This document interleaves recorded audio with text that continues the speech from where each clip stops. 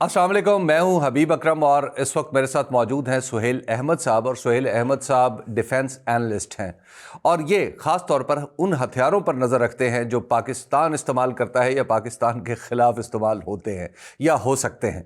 तो इस वक्त पाकिस्तान और भारत के दरमियान कशीदगी का सिलसिला जारी है। आज पाकिस्तान ने ऑपरेशन बनियानुल मरसूस यानी सीसा पिलाई दीवार का नाम दिया है इस ऑपरेशन को, जो भारत के खिलाफ शुरू किया गया है। इसमें आज जो पहला मिसाइल फायर किया गया पाकिस्तान की तरफ से वो आज सुबह के वक्त था और उसका नाम था फतह-1। ये मिसाइल क्या है और मजीद क्या असला हम भारत के खिलाफ इस्तेमाल करेंगे और वो कैसा होगा या भारत के पास उसका क्या जवाब है, ये बात करेंगे आज सुहेल से हम। सुहेल साहब, सबसे पहले तो ये बताइएगा कि ये जो फतह-1 है ये क्या चीज़ है और ये क्या नुकसान पहुंचाता है और भारत इसको रोक सकता है या नहीं? जी अस्सलाम वालेकुम। अच्छा, मैं इस सीरीज को शुरू करने से पहले मैं ये कहना चाहूँगा कि आज जो भी मामलात बने हैं उसका पिछले 5-7 दिन से हम मामलात देख ही रहे थे, कैसे इम्पैक्ट आ रहे थे। ये एक्सपेक्टेड था कि ये मामलात इस तरह से जाएंगे और इंडिया की तरफ से कहीं ना कहीं प्रोवोकेशन होगी। बट जो मामलात थे, 5 तारीख को हमने फतेह-1 का एक टेस्ट किया था मिसाइल का लॉन्च। वो मिसाइल लॉन्च टेस्ट का मकसद ही सिर्फ ये था कि इंडिया को बावर कराना था कि हमारे पास ये हथियार मौजूद हैं जिनकी रेंजेस डिफरेंट मौजूद है। हमारे पास फतह की सीरीज मौजूद है पूरी। आज जब सुबह डीजी आईएसपीआर साहब ने फतह की मतलब इस मिशन का आगाज किया, तो उस पे सबसे पहले फतह सीरीज के मिसाइलों से किया गया। फतह सीरीज बेसिकली गिड्स पाकिस्तान की एक डिफेंस कंपनी है जो कि फतह सीरीज बनाती है। इसके अंदर फतह-1 और फतह-2 मिसाइल मौजूद हैं, जबकि इसके फर्दर फतह-3 और 4 जो है वो अंडर डेवलपमेंट थे। फतह-1 जो है बेसिकली ये कहलाता है guided multiple launch rocket systems होते हैं ये। इसके अंदर क्या होता है कि ये ज्यादातर कन्वेंशनल वॉरहेड लेके जाते हैं और प्रिसिशन स्ट्राइक्स के लिए इस्तेमाल होते हैं, deep into enemy territory, depending हमारी स्ट्रेटेजिक रिक्वायरमेंट क्या है, हमने कहाँ पे क्या चीज को हिट करना है। इसके अंदर जो फतह-1 को फायर किया गया था, फतह-1 की जो रेंजेस थी वो तकरीबन 150 किलोमीटर से लेके 250 किलोमीटर के करीब है। ऑब्वियसली कुछ ऑपरेशनल रीजंस की बिना पे इनकी एग्जैक्ट लोकेशंस को डिस्क्लोज नहीं किया जाता है। तो ये वो रेंज थी फतह-1 की, जिसके थ्रू हम फतह-1 को इंडिया के अंदर प्रिसिशन स्ट्राइक कर रहे हैं। इस पे यानी इसका इसका मतलब है कि जब हम मिसाइल की रेंज की बात कर रहे हैं तो हमने अपने अहदाफ वही मुकर्रर किए होंगे जो बॉर्डर के करीब करीब होंगे। जी बिल्कुल। फतह-1 से जो हमने अहदाफ हासिल करने हैं वो बॉर्डर के करीब हैं, लेकिन अगर हम फतह-2 को इस्तेमाल कर रहे हैं तो जिसकी रेंज तकरीबन 400 किलोमीटर है, तो वो सेकंड लेयर ऑफ जो इंडिया के डिफेंसेस या उनकी स्ट्रेटेजिक लोकेशंस है उनके लिए वो इस्तेमाल होंगे। यानी अगर 400 किलोमीटर का मतलब यह है कि अगर मैं लाहौर से बात करूं और लाहौर में बॉर्डर से कुछ पीछे हम रख के इसको इस्तेमाल करें तो ये लुधियाना और उससे आगे तक जा सकता है। जलंधर वगैरह तो कुछ चीज़ ही नहीं, बल्कि अंबाला तक शायद चला जाएगा। बिल्कुल बिल्कुल बिल्कुल ऐसे ही हो रहा है। इसी मिसाइल्स को हम डिफरेंट लोकेशंस पाकिस्तान की यहाँ से इस्तेमाल कर रहे हैं, यहाँ से इनको मार किया जा रहा है इंडिया की तरफ, और इससे बहुत ही specific targets like Indian air bases को स्ट्राइक किया जा रहा है। जम्मू, हलवाड़ा, उधमपुर, इन एयर बेसिस पे इनसे स्ट्राइक की गई है। तो अल्हम्दुलिल्लाह हमारी स्ट्राइक्स बड़ी सक्सेसफुल जा रही हैं। इंडिया के पास एयर डिफेंस सिस्टम्स मौजूद हैं, वो कुछ इंटरसेप्ट कर रहे हैं लेकिन कुछ इंटरसेप्ट नहीं होते हैं। जो इंटरसेप्ट कर पाते हैं उसकी जो रिपोर्ट्स आ रही हैं उसमें है कि बहुत ही कम है, लेकिन हमारे मिसाइल्स अल्हम्दुलिल्लाह अल्हम्दुलिल्लाह बहुत सक्सेसफुली अपनी अच्छा, ये अहदाफ को बताइएगा निशाना बनाए सुहेल हैं। साहब कि अगर हम इससे बियॉन्ड जाते हैं, यानी फिलहाल तो हमने 140 से 150 किलोमीटर की हद कायम कर रखी है, चलिए हम थोड़ा सा अपनी सरहदों के अंदर होंगे तो इफेक्टिव एरिया जो इंडिया के अंदर होगा हो सकता है वो 100 किलोमीटर से भी कम हो। ये बताइएगा कि अगर हमने इंडिया के कोई दूसरे इलाके जो दूर दराज हैं, जो हमारी सरहद से दूर हैं, उन तक पहुंचना हो तो क्या ऐसी चीज़ें हमारे पास मौजूद हैं? जी बिल्कुल, हमारे पास ऐसी बेतहाशा चीजें मौजूद हैं। मॉडर्न वॉरफेयर का जमाना है। ये तो गाइडेड आर्टिलरी सिस्टम की मैं बात आपसे कर रहा था अभी। इसके अलावा ड्रोन सिस्टम्स होते हैं जो कि लोटरिंग म्यूनिशंस होते हैं। उनके थ्रू उन अहदाफ को ज्यादा इफेक्टिवली इस्तेमाल किया जा सकता है, ज्यादा दूर तक, और अपने टाइम के हिसाब से हम उसको यूटिलाइज कर सकते हैं। आज कुछ खबरें आ रही थी कि दिल्ली पे भी कुछ हमारे ड्रोन परवाज कर रहे थे। तो दिल्ली तक चला जाना एक ड्रोन का, चलिए पाकिस्तान की जब हम बात करते हैं तो यहाँ पे तो डेप्थ कम है बॉर्डर से, लेकिन दिल्ली तक हमारी तरफ से चला जाना तो बहुत बड़ी बात नहीं, बहुत बड़ा मार्का नहीं है ये? नहीं, देखिए, पाकिस्तान इन तमाम चीजों की तैयारी बहुत अरसे से कर रहा था। जैसे ही हमें पिछले 7-8 साल के अंदर मॉडर्न वॉरफेयर नजर आना शुरू हुआ, हमारे पास आर्मीनिया की जंग मौजूद थी, हमारे पास अजरबैजान आर्मीनिया की जंग मौजूद थी, उसके अंदर ड्रोन्स का बेदरीग इस्तेमाल और बहुत इफेक्टिव इस्तेमाल हमें नजर आया। तो ऑब्वियसली उन चीजों को मद्देनजर रखते हुए मॉडर्न वॉरफेयर जिस डायरेक्शन में मूव कर रही थी, तो पाकिस्तान भी उसी डायरेक्शन में मूव कर रहा था। अल्हम्दुलिल्लाह इन सारी चीजों की तैयारी पाकिस्तान ने करके रखी हुई थी, और पाकिस्तान ने डिफरेंट लोटरिंग म्यूनिशंस को एक्वायर किया हुआ था। कुछ हमारे पास टर्किश लोटरिंग म्यूनिशन मौजूद हैं, कुछ हमारे पास चाइनीज हैं, और कुछ हमारे अपने लोकल मेड लोटरिंग म्यूनिशन मौजूद हैं। बेसिकली लोटरिंग म्यूनिशन क्या होता है कि लोटरिंग म्यूनिशन जो होता है वो एक ऐसा समझे कि मिसाइल होता है जो ग्राउंड से फायर किया जाता है, जो कि प्रोग्रामेबल होता है। ये परवाज करके जाता है, अपने हदफ के ऊपर जाएगा, वहां का डाटा रिकॉर्ड करेगा, पीछे भी डाटा रिकॉर्ड सेंड किया कर सकता है, और वहां पे परवाज करता रहेगा। डिपेंड करता है कि हमने उसको कैसे प्रोग्राम किया है। हम उसको 2 घंटे की परवाज के बाद गिरवा दें, वो ऊपर वहां पे चक्कर लगाएगा, जैसे लोटरिंग कहते हैं चहलकदमी करने को। जी जी। वो उस तरीके से वो वहां पे घूमता रहेगा, और जब जरूरत पड़ेगी, जिस वक्त उसको फायर करवाना होगा फायर करवा देंगे। इसका मकसद ये हुआ कि हमने दुश्मन के ऊपर लोटरिंग म्यूनिशन पहले से भेज दिए, कि जैसे ही जरूरत पड़ेगी वो वहीं से ऊपर से गिरा देंगे। उसमें टाइम, जो उसका ट्रैवलिंग टाइम है, वो निहायत कम हो जाता है। इसमें हमारे पास टर्किश कुछ मौजूद हैं, कुछ चाइनीज प्रोडक्ट्स मौजूद हैं, और कुछ हमारी अल्हम्दुलिल्लाह अपनी लोकल मेड यानी प्रोडक्ट्स ये मौजूद किस्म हैं। के खुदकुश, आप यूं कह सकते हैं खुदकुश ड्रोन्स हैं। जी, खुदकुश ड्रोन्स, जिनको कामाकाजी ड्रोन भी कहा जाता है, उसकी एक टाइप ये होती है कि सिंपल उसके अंदर जीपीएस के थ्रू कोऑर्डिनेट्स दिए जाते हैं, लोकेशन फीड की जाती है, और वो सीधा अपनी लोकेशन पे जाके गिर जाता है।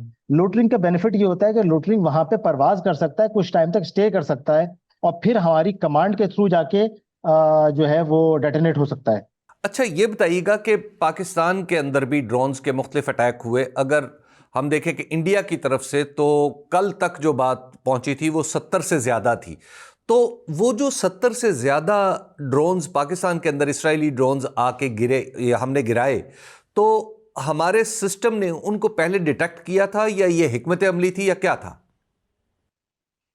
जी बिल्कुल, हमने जो इंडिया की तरफ से ड्रोन आए थे, वो बिल्कुल डीजीआईएसपीआर साहब की प्रेस कॉन्फ्रेंस के अंदर अगर आप देखेंगे, उन्होंने बिल्कुल 100% क्लियर किया था कि हमने वो पहले से आइडेंटिफाई किए थे, आइडेंटिफाई करके उनको लोकेट किया, और हमने वेट किया कि उसको किस जगह पे आके डेटोनेट करना है। इस पे हमारी तरफ से जो न्यूट्रलाइज किए गए टारगेट्स को, वो दो तरीकों से न्यूट्रलाइज किया गया। एक सॉफ्ट किल कहलाती है, और एक जो होती है डेफिनेटली हार्ड किल कहलाती है, काइनेटिक एक्शन के थ्रू। जो काइनेटिक एक्शन होता है वो तो वैसा ही होता है कि जैसे ड्रोन आ रहा है, ड्रोन को आइडेंटिफाई किया, उसको एयर डिफेंस सिस्टम के थ्रू न्यूट्रलाइज कर लिया गया। जबकि दूसरा जो सिस्टम होता है, जिसको हम सॉफ्ट किल कहते हैं, वो उसके डिफरेंट पैरामीटर्स होते हैं। वो कुछ इलेक्ट्रॉनिक्स बेस्ड सिस्टम, कुछ जैमर बेस्ड सिस्टम के थ्रू उसकी कम्युनिकेशन को जैम किया जाता है, और वो फिर नीचे खुद ही फ्री फॉल गिर जाता है। इस फ्री फॉल गिरने से, नीचे गिरने से एक बेनिफिट ये होता है कि जो ड्रोन आता है उसका मलबा काफी हद तक इंटैक्ट होता है, जिससे बेनिफिट ये मिलता है कि आप उन सिस्टम को फ्यूचर के अंदर स्टडी कर सकते हैं, और वो ऐसी टेक्नोलॉजी को रिवर्स इंजीनियरिंग कर सकते हैं। अच्छा, ये बताइएगा कि कुछ मैंने वीडियोस देखी, इंडियन मीडिया पर भी कुछ इस तरह की बात हो रही है। वो ये कि उनके पास एक लेज़र सिस्टम भी है, और उन्होंने एक वीडियो जारी की जिसमें लेज़र के ज़रिए पाकिस्तान, मुबैना तौर पर पाकिस्तान की तरफ से भेजे गए एक ड्रोन को उन्होंने फ़िज़ा में किल कर दिया, यानी तकरीबन जला दिया। ये सॉफ्ट और हार्ड किल के दरमियान की कोई चीज़ है। तो क्या ये लेज़र सिस्टम्स, इंडिया का दावा तो यह है कि वो दुनिया के 4-5 मुल्कों के पास है, तो क्या ये लेज़र सिस्टम बहुत इफेक्टिव है जिसका कोई तोड़ नहीं है? बेसिकली ये डायरेक्टेड एनर्जी वेपन्स में से आता है, लेकिन ये इंडिया क्लेम जो है वो अभी, चूंकि ये फॉग ऑफ वॉर है, और इस वॉर के अंदर बेतहाशा तरह की बातें सुनने को मिलती हैं। साई ऑप्स का दौर है, एक दूसरे के ऊपर साइकोलॉजिकल बढ़तरी हासिल करने के लिए ऐसी बातें की जाती हैं। ये इससे पहले इंडिया के पास कोई नोन चीज नहीं थी जो अचानक ये सामने लेके आए। तो बेसिकली ये साई ऑप्स का पार्ट है, जहां तक मुझे अंदाजा है। ये इंडिया के पास इस तरह की कोई टेक्नोलॉजी नहीं है। अच्छा, तो ये बताइएगा कि अब जो पाकिस्तान के, ज़रा हम बात कर लें फ़िज़ाइया की, तो जो फ़िज़ाइया है उसने गैर मामूली तौर पर काम किया है। क्या तब्दीली आई है? हम रफ़ाल तैयारों से कितना आगे हैं, भारतीय फ़िज़ाइया से कितना आगे हैं? अगर हम इन दोनों का एनालिसिस, एक फेयर एनालिसिस करें, ये मत सोचें कि हम पाकिस्तान हैं तो सिर्फ पाकिस्तान की बात करें और इंडिया की ताकत को छोड़ दें, नज़रअंदाज कर दें। अच्छा, मैं आपको इस पे आपने जिस तरह कहा कि हम इसको डिटेल में डिस्कस कर लेते हैं और फेयर एनालिसिस करते हैं, तो इसके लिए बहुत जरूरी है कि हम आज से 5 से 6 साल पीछे जाएं। 2019 के अंदर जिस वक्त हमारा और पाकिस्तान और इंडिया के बीच में एक स्कर्मिश हुआ था, 27 फरवरी की सुबह हमने इंडिया के मिग 21 बाइसन को किल किया था। मिग 21 बाइसन जो था वो काफी ओल्ड जहाज था, लेकिन उसके अंदर जो मिग 21 की सीरीज थी उसका आज तक का सबसे एडवांस जहाज था। जो टेक्निकल मुबस्सिरीन है उनका ये कहना था कि ये किसी भी तौर पे ये हम पल्ला जहाज था, किसी भी लिहाज से ये पीछे नहीं था F-16 की टेक्नोलॉजी के मुकाबले में, इतना अपग्रेडेड था इसके अंदर। तो जब हमने किल किया तो उसको इंडियन गवर्नमेंट ने, मोदी ने इसको एज ए, चूंकि अपनी खफकत मिटाने के लिए ये क्लेम किया था कि आज, ये उनके वर्ड्स थे कोट अनकोट, कि आज देश ने रफाल की कमी को महसूस किया है। तो इसका मतलब ये हुआ था कि रफाल आते साथ ही मामला बहुत बदल जाएंगे। अब उस वक्त हमारे पास JF-17 थंडर्स ब्लॉक 2 मौजूद थे और F-16 मौजूद थे। लेकिन अक्टूबर 2020 के अंदर पहला रफाल इंडिया के पास पहुंचा और इंडिया ने रफाल की 4.5 जनरेशन टेक्नोलॉजी पर अपनी बर्तरी हासिल करने का दावा करना शुरू कर दिया। मीनवाइल हमने फौरी तौर पे JF-17 ब्लॉक 3 को अपनी एयरफोर्स के अंदर इंटीग्रेट किया। अब 4.5 जनरेशन का हमारे पास फाइटर एक मौजूद था और एक इंडिया के पास मौजूद था। लेकिन हमने इस दफा इस स्ट्रेटजी पे चले कि हम सिर्फ बैलेंस नहीं करेंगे, हम प्रॉपर इस चीज का तोड़ लेके आएंगे। तो हमने चाइना के साथ मिलके जो J-10 की डील थी उसको फाइनलाइज किया और J-10 को एक्वायर किया। इन J-10 के साथ हमने PL-15E, जो एडवांस मिसाइल होता है, BVR missile, beyond visual range missile, उसको एक्वायर किया। जो इंडिया ने एक्वायर किए थे मिसाइल जो रफाल के साथ पैकेज में थे, वो मीटियोर मिसाइल थे। मीटियोर ऑब्वियसली एक वेस्टर्न मिसाइल है और दुनिया वेस्टर्न टेक्नोलॉजीज को ज्यादा वेटेज देती है as compare to Chinese technology को। लेकिन ये बात काबिले जिक्र है कि चाइनीज टेक्नोलॉजी ने पिछले 20 साल के अंदर जितनी तेजी से काम किया है, एडवांस किया अपने आप को, उसकी सारी प्रैक्टिकल एग्जाम्पल हमको इस दौर में, इस फाइट के अंदर मिली है। तो नाउ ये coming to the first point. Test है चाइनीज चाइनीज वेपनरी का भी। जी बिल्कुल बिल्कुल।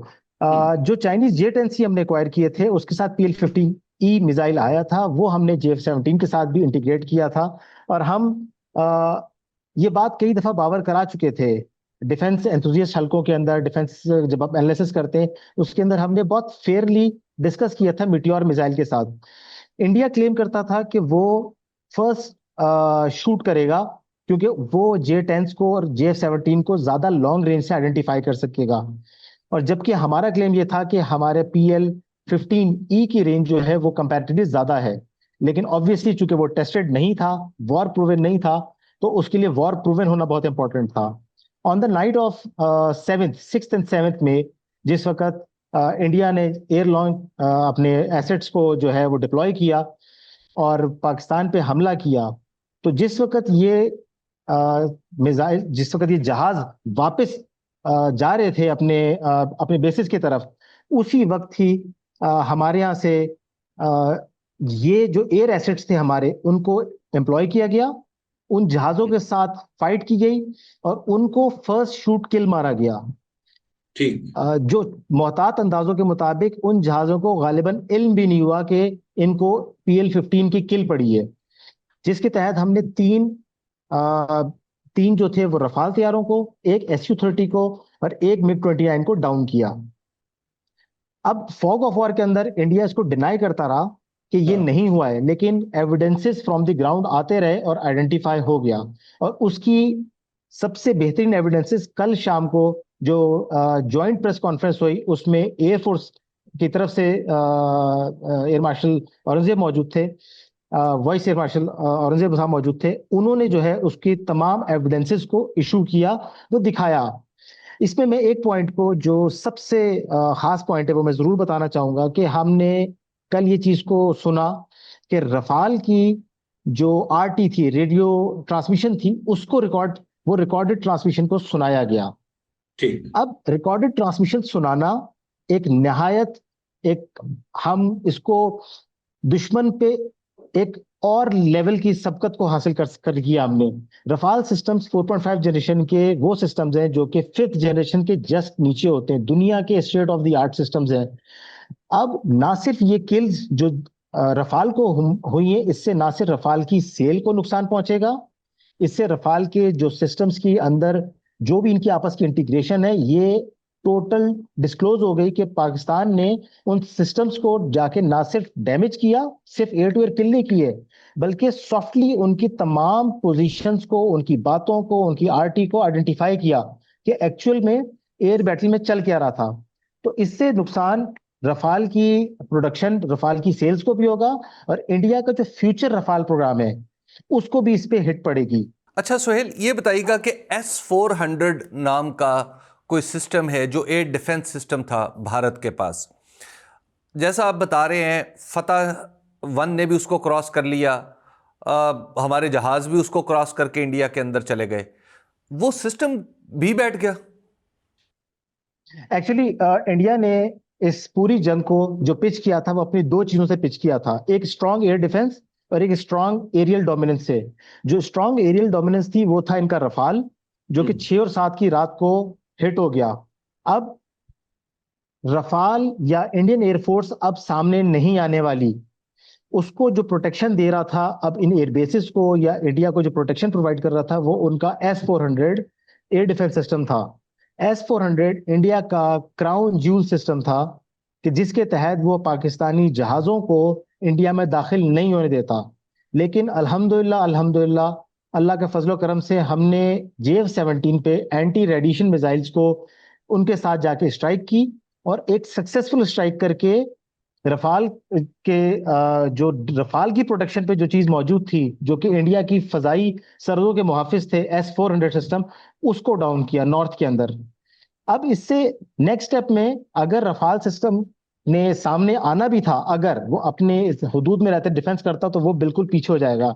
इंडियन एयरफोर्स टोटली 6 और 7 की दरमियानी शब्द से पीछे है। इंडियन एयरफोर्स किसी भी इस महाज पे सामने नहीं आ रही है।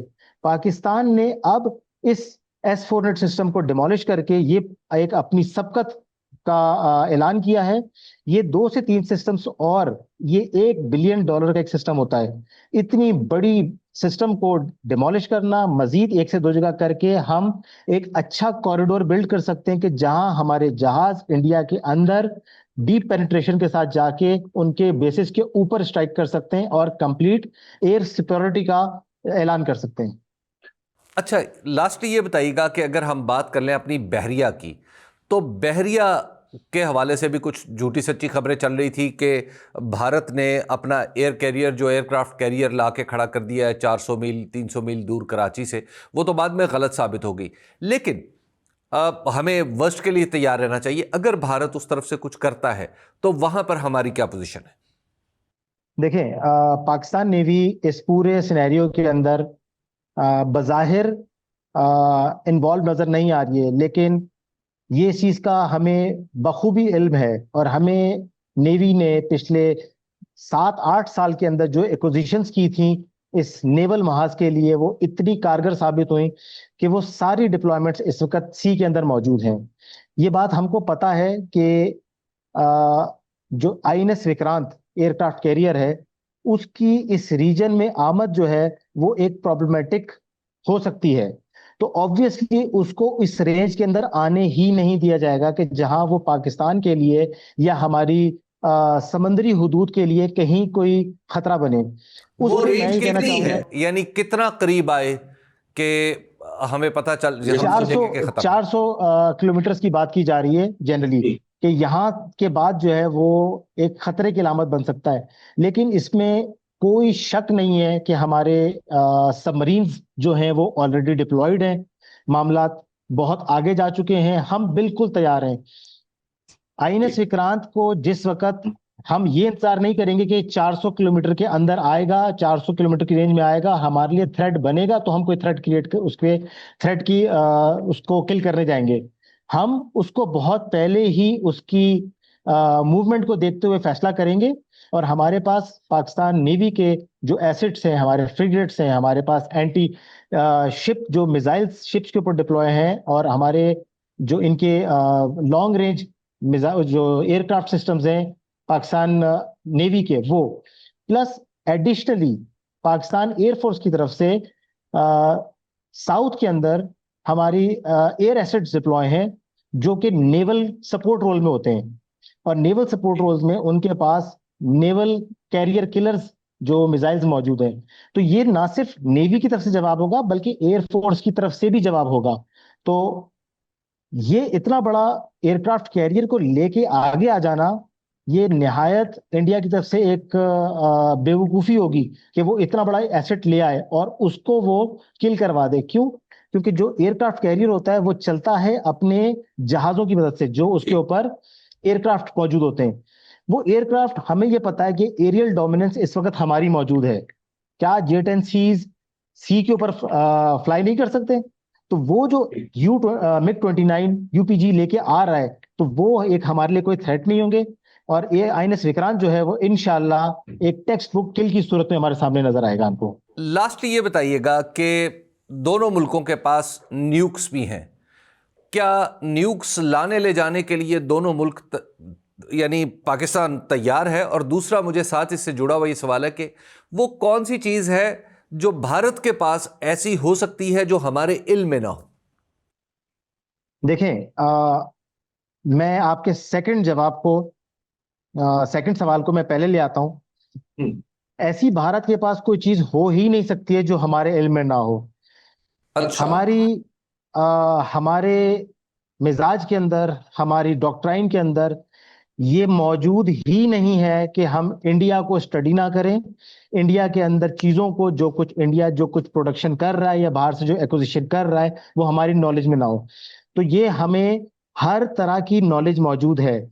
हमें रफाल के आने से पहले रफाल सिस्टम्स की तैयारी की गई, S-400 के आने से पहले S-400 की तैयारी की गई। यही वो दो सिस्टम थे जिनकी बेस पे इंडिया इस वॉर को लड़ने जा रहा था। अल्हम्दुलिल्लाह अल्हम्दुलिल्लाह ये दोनों चीजें हकिल हो चुकी हैं। तो ऐसा तो कोई सिस्टम इंडिया के पास नहीं है जिसकी तैयारी हमारे पास ना हो। एक दूसरी चीज, जो आपका पहला सवाल था न्यूक्स रिलेटेड, देखिए न्यूक्लियर टेक्नोलॉजी के हामिल दोनों ममालिक, ये एक फाइनल रिजॉर्ट होगा। दुनिया भर की इन्वेस्टमेंट्स इंडिया के अंदर मौजूद हैं। और जो दुनिया है, मॉडर्न वर्ल्ड, वो कतई नहीं चाहती कि किसी भी तरीके से पाकिस्तान और इंडिया न्यूक्लियर इस जंग के अंदर दाखिल हो, उस फेज में जाए जहां के न्यूक्लियर मामला स्टार्ट हो।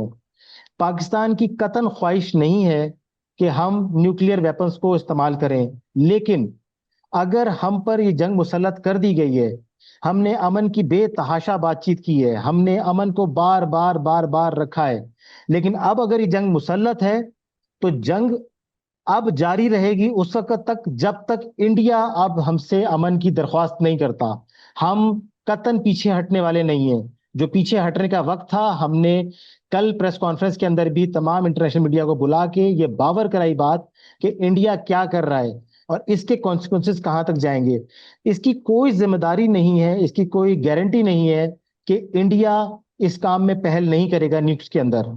और अगर इंडिया ने हमारी टेरिटोरियल सॉवरेनिटी पे अटैक करने की कोशिश की, हमारी इंटीग्रिटी पे अटैक करने की कोशिश की, तो आप इस बारे में बेफिक्र रहिए, हम भी बेदरेर इस्तेमाल करेंगे, जो कि इस रीजन के लिए, इस इलाके के लिए और इस दुनिया के सत्ते के लिए ठीक नहीं है। लेकिन ये हमारी जिम्मेदारी शायद अब नहीं है कि हम इंडिया को रुकवाएं। ये दुनिया की जिम्मेदारी है कि वो इंडिया को इस चीज से रोक के रखे। हम जंग पे दाखिल हो चुके हैं, हम बिल्कुल तैयार हैं हर तरह के मामला के लिए। ऑल्दो हमारी ख्वाहिश नहीं है न्यूक्लियर पे जाने की, लेकिन अगर जरूरत पड़ी तो इंशाल्लाह इंशाल्लाह इंडिया को ये बावर कराएंगे कि उसने किस कौम को ललकारा है। बहुत शुक्रिया सुहेल अहमद साहब, आप कराची से हमें सूरत हाल बता रहे थे कि पाकिस्तान के हथियारों की क्या कैफियत और किस तरह पाकिस्तान ने अपनी एयर सुपीरियरिटी यानी अपनी फ़िज़ाई बर्तरी इस वक्त इस खित्ते में कायम कर ली है। बहुत शुक्रिया, थैंक यू वेरी मच।